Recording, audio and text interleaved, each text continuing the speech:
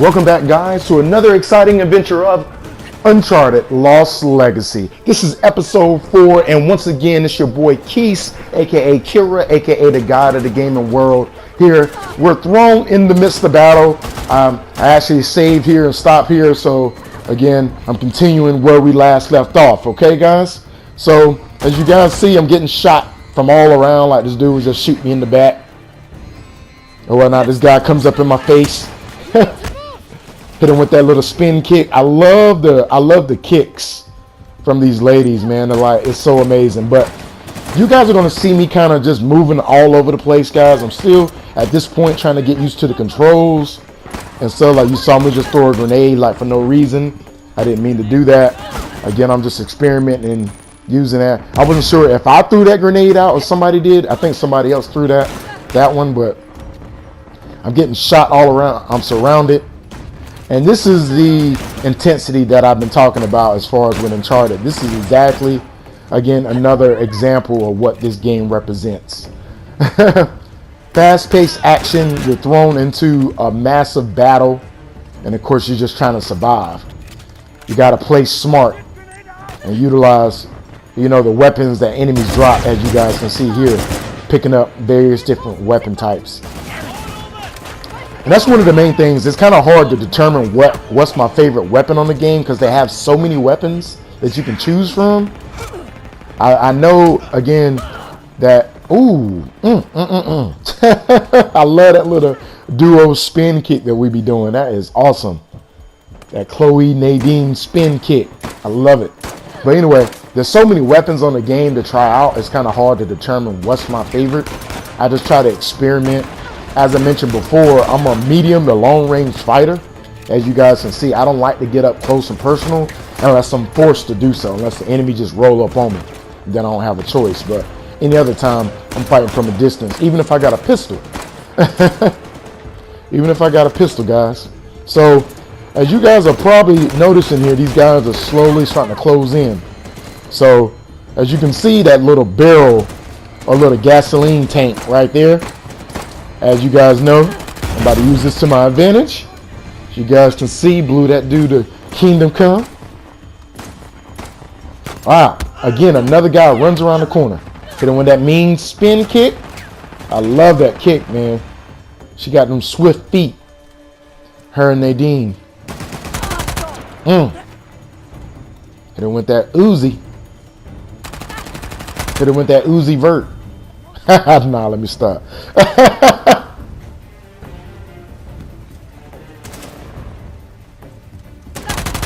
Dang, yo, I mean, they're like roaches.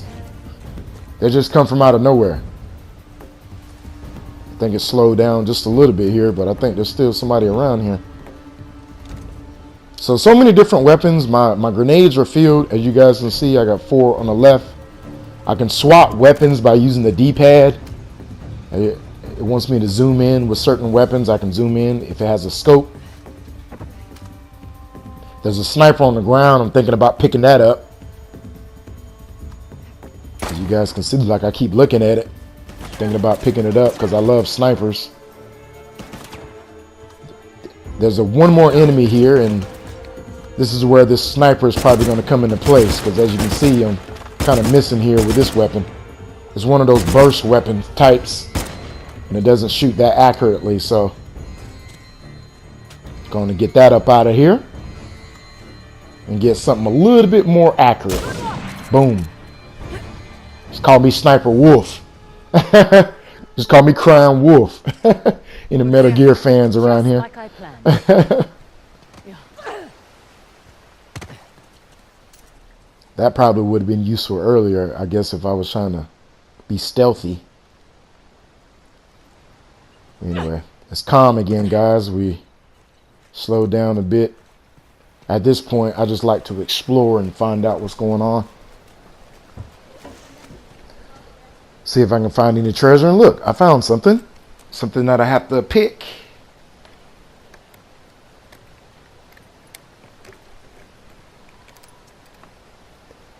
And there's going to be a couple of segments, guys, that you're going to see that I'm going to speed throughout this episode, throughout episode 4. Because, again, in the interest of time, I'm just trying to make sure that I'm able to get all of the content that I want to on this one video. All right, silenced pistol.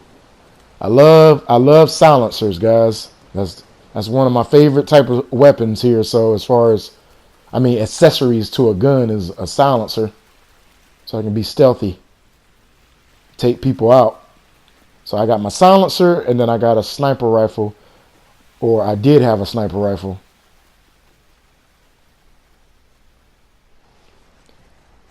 I dropped that and picked up the assault rifle instead. Like, it had more bullets, so it made sense to go with that. This looks to be it.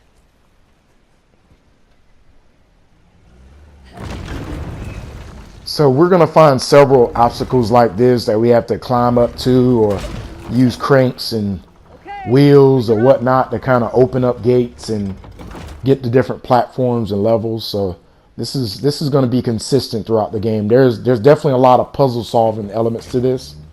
You know, puzzle solving, which is kind of familiar to, like, you know, games like Zelda and things like that. Puzzle solving elements to get to the next stage. Careful. Always. And as I mentioned, that kind of Prince of Persia element to it. Climbing, wall climbing, and getting to different areas and types. I'm perfectly capable of driving, you know. I'm sure you are, honey. I just prefer to. Chloe, don't want her to drive. I feel you. No, Nadine. This is Chloe's. This is Chloe's story. Wow. It's a lot of ground to cover. All right, guys. This is chapter 4 in-game, the Western Ghats. 3 symbols. Let's have a look at the map. Okay, let's see. We are. And as we come out here, as I mentioned, guys, the lay of the land, the scenery is so gorgeous, man. So amazing. Okay, so apparently, like, I got to get to that tall tower, obviously. Check out that tower. Bet you could get the lay of the land from up top. Maybe. So beautiful, guys. Look at the trees,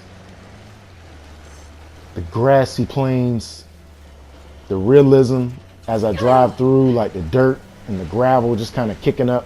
Okay, I'll keep an eye out for a solve. Perfect. Not that I'm too worried about him, though. You should be. We won't have the advantage of surprise again. Don't think he was expecting much from you. Wait, was that a compliment?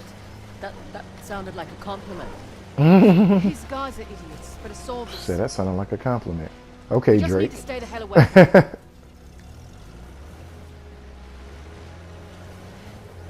I don't know how well this game did as far as rating wise, but I'm pretty sure it wasn't that bad. I mean, I know a lot of folks was probably surprised that that Nathan Drake Sounds more like bullshit to me.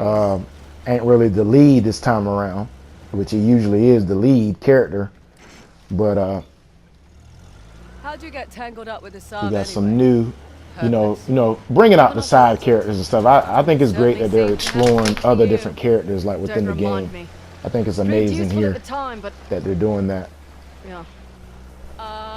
Do fleshing tell. out these characters, because, you know, like, you always wanted to find out the backstories and find out how they came to be. So who knows? Like, who knows? Maybe Nate Drake might make a special appearance here later on in this game. Like, who knows? I don't exactly know when this game was placed. I don't know if this is after Thief's End Right, you're the military expert. that they're What's meeting the up. I can't strategy remember here? how. He spread out his men, I hoping think to stop us in I our think tracks. Chloe just kind of separated herself from Nate So Drake what when would she you do if when you she were realized that he was kind of going down a Besides, different who's the path. I Hey, think she Beck, just kind of separated let you herself do the from heavy him. That was lifting kind of a swoop in quick and grab up the tusk once in you and know out all the type of hard thing. Devious. And then Nadine, she was the enemy Mitigates a lot in of Thief's risks. End Lucky you're for a on my while team. for Drake, but I think Yeah, you are. they ended up kind of I'm coming not together, surprised like they had a the soldiers are common doing the enemy same or thing. something. So Maybe his expert knows more than we think. Right. All the more reason to wrap this up quickly then. So, as Nadine was kind of explaining, like I know I kind of talked over that, she was trying to state Asav's plan. Over there. Asav is, I mean, and then she pretty much kind of confirmed here what I spoke about in episode 3 about how the formula of the game is. how Hassav may be looking to allow us to get further for him and try to find the treasure to kind of make it easier for him. You know what? And I just realized, guys, like, sorry to kind of break point there, but there was a box over there, a chest that I could have cracked and I missed it. Dang. But anyway, moving on. I might go back and get it. But anyway, I digress. Asav is pretty much probably going to allow us to try to get and solve all the puzzle solving and riddles, even though he probably got a full team on it as far as trying to get to the treasure. But he's probably going to allow us to do all the heavy lifting and then try to come in, swoop in and steal the treasure and try to kill us. That's generally the whole formula behind the game. So, all right, guys, got another treasure. And look, a Desert Eagle, or what they call it on here, a Desert 5. That thing is way too loud, so I don't know if I want to deal with that. Yo, that junk is kind of loud.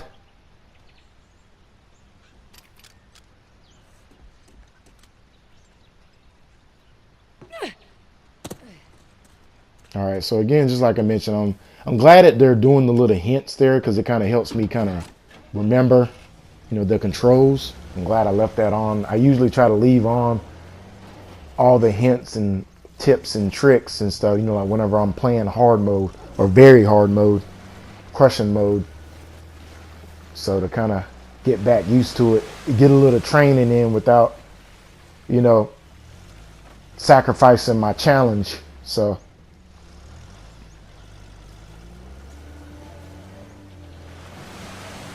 So there are enemies around here, and of course Nadine kind of pointed it out earlier. That's why I kind of went around through that cave, because there are enemies around, and that's why I'm just kind of slowly taking my time here.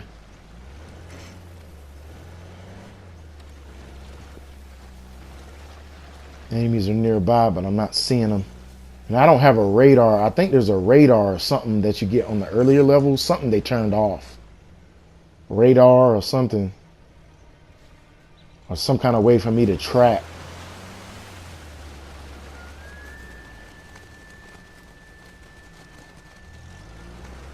So as I come around here, I know that that's the way to go, but I just come back just so I can explore to see what's over here. And then I run into the enemy. I accidentally pressed the horn there too. So the enemy is there and it's a sniper. And then he snaps the crap out of me. He snipes the crap out of me, yo. Crazy ridiculous, man. But anyway, take two. So once again, I'm gonna speed this up. I didn't get lost. I know that this is the way to go. According to the map, I know it's the way to go, but I decided to go this way here so I can kind of see what else is over here, if there's any treasures. They offer all these alternate routes and pathways, so it's like I like to explore and see what's out there. Like you never know if you run into a treasure somewhere. They got treasures strategically placed all over the map, so I'm just trying to make sure I cover all my bases and ground here. So, but I don't want to stray too far off the path either, so I am trying to get through this game.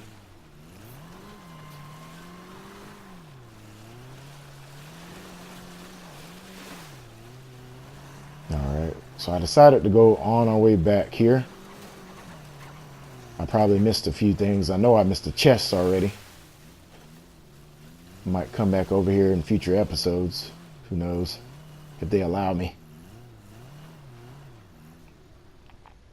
Alright guys, slowing it back down. Climb it with me? I really want to, but someone should keep watch for Asav's forces. Good call. Yeah, she playing the safe route. She ain't trying to climb up that area here.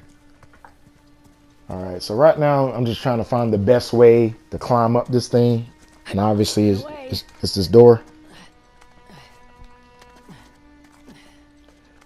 It's pretty simple, pretty easy to wall climb, excuse me, this area, because it pretty much tells you exactly where to go here.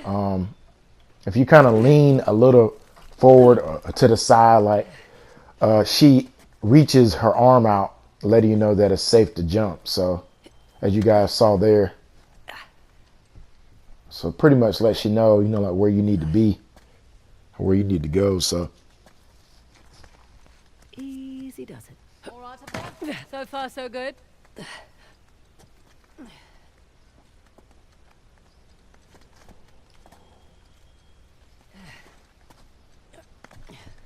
I'm not exactly sure how long this game is. I don't know how long it is. I don't know if it's as long as a typical Uncharted game.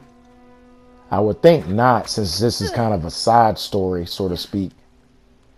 I don't know if they're going to come out with additional content for these two in the future, but I'm pretty sure that this isn't the last of Uncharted, because again, it's a very popular series. So again, they're probably going to find a way to kind of bring some other side characters into the mix. I'm not sure if they'll focus more so on the brother. I think they already covered the story of the brother or whatnot on Thief's End. So I don't know if they'll go into further detail with him. I don't know if I really care about dealing with his story. Here's our 3 symbols. Well, that took less time than I expected.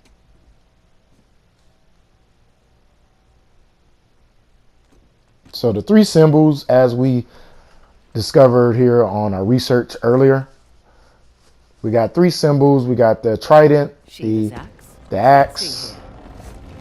Aimed right at those Hoysala ruins. I didn't know if there was a certain pattern or whatnot as far as opening these doors, but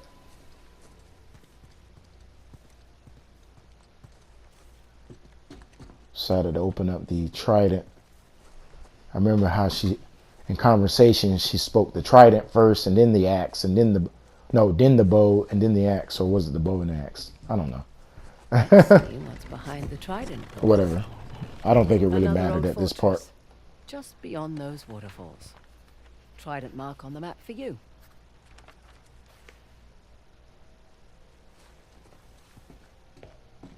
And whenever you discover like a new area or some place that you want to go, typically I know Nate Drake used to write it down in his little notepad or book. I'll jot a bow on the map in that spot. And in her case, what Chloe's doing, like she's drawing on the map and marking certain areas. But you realize that these guys are actually pretty good artists. They can draw, man. They can draw, like they be doing like some pretty good pictures, especially Drake, man. Drake be doing some very good artistic work and sketches, like whenever he discovers something new. Last one. Huh. Wonder what that could be. For future reference.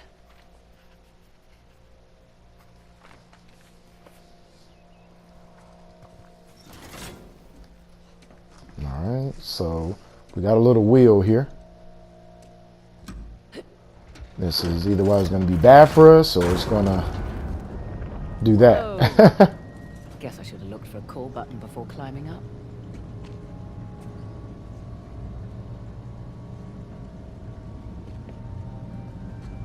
All right, that definitely makes getting down a little easier here. I don't know if this door was open before or not. No, I doubt. No, it wasn't. It was actually closed. Yeah, they wanted us to climb that. It just opened up when we spent the wheel here. Well, was it worth the climb? And then some. Found the 3 symbols. Really? Yep. Each one was pointing towards a different fortress. Those will be the best places to look. Perfect. So we're going to have to go back to all of these areas here.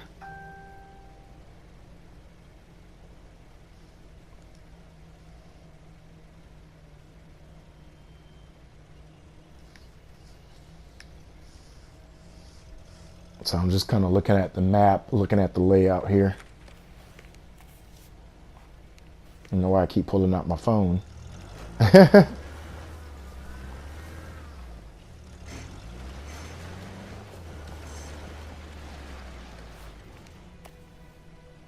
Once again, I'm pulling out my phone. Need to check the map, make sure that this is the right way to go. I think we're going to go to this one over here first, since it's closer. Then we're probably going to get the next closest one and then get the furthest one, along with that question mark, whatever that symbol is. Anyway, guys, we are nearing the end of this video. Once again, it's your boy Keith, aka Kira, aka the god of the gaming world. Please like, comment, share, and subscribe to my YouTube videos, and of course to my Facebook friends. Please share, go to YouTube, hit that subscribe button, and also turn on the notifications as well, so you guys can get more of my content. Anyway, guys, as you guys can see, we are about to get involved in the battle, but of course that's going to be on episode 5. Stay tuned for that, all right? As always, guys, be easy, and of course, peace.